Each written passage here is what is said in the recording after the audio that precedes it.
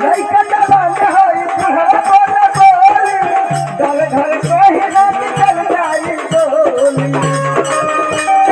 चल जाई बोली ऐसे फौजारी कहू के जेल हो गई ऐसे फौजारी कहू के जेल हो गई हर में खो हर में लगल बोल कहती जवानी का जेल हो गई हर में लगल कहती जवानी की जेल हो गई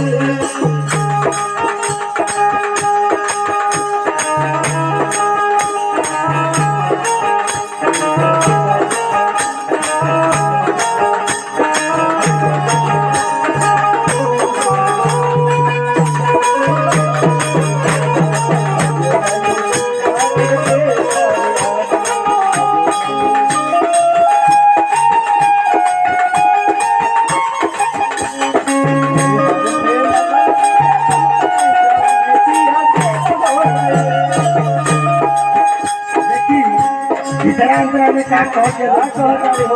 बहुत या तू तो शादी करके गाँव छोड़ के चल गए लेकिन आजकल के समय में देखी राह चलत लड़का जवान बूढ़ जी कुछ से कुछ कहता देखी का कह दिया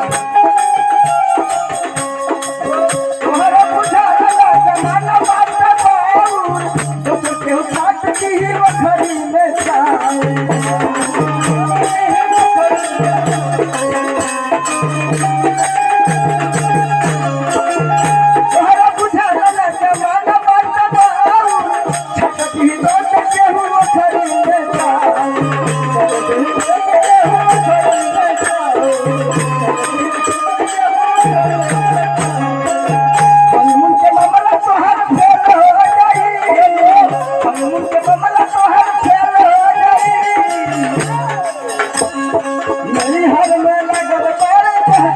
जवानी